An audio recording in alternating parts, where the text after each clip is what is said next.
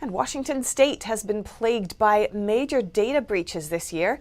One cyber attack targeted multiple state agencies a month before the election.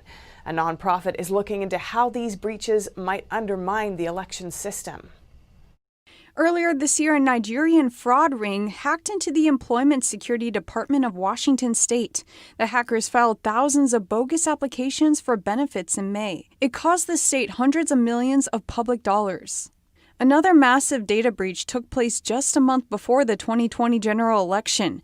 This time it impacted multiple state agencies. The Washington Election Integrity Coalition United, or WEICU, is a nonprofit dedicated to election integrity.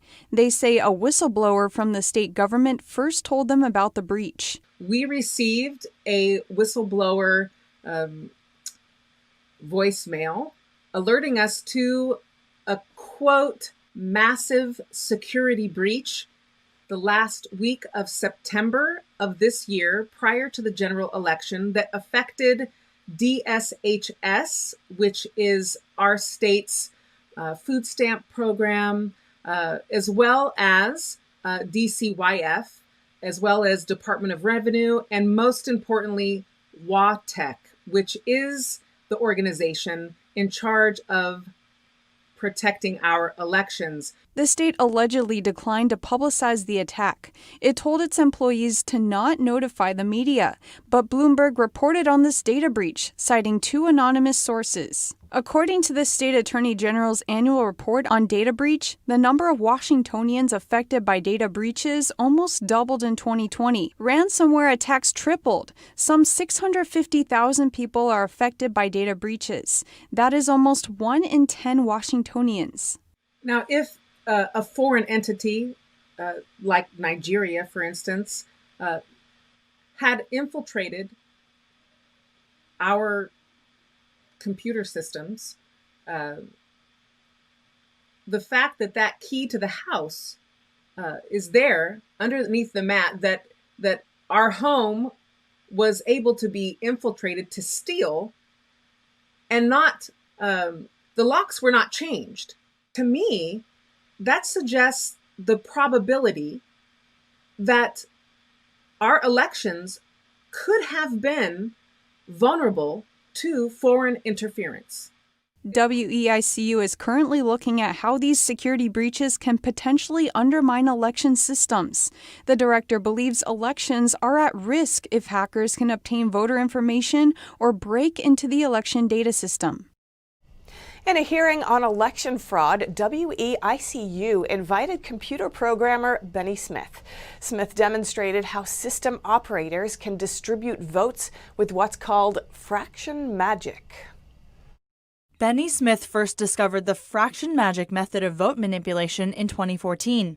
The method allows for votes to be weighted as fractions instead of whole numbers.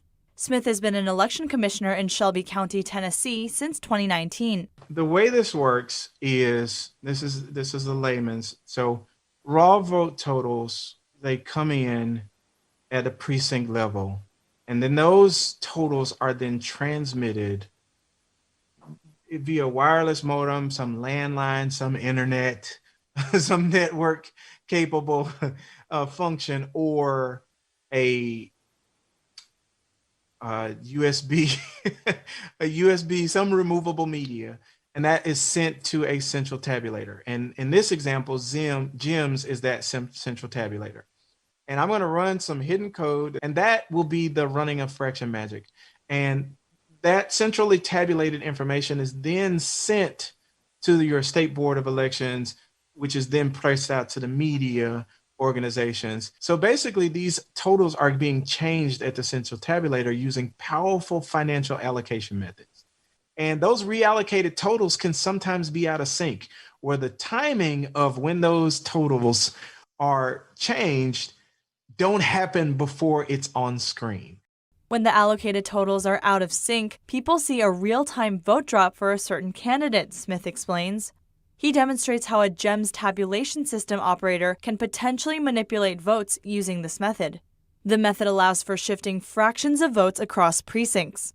This is a framework that Fraction Magic is reading the database so it can learn the options. And basically, it brings up these allocation rules.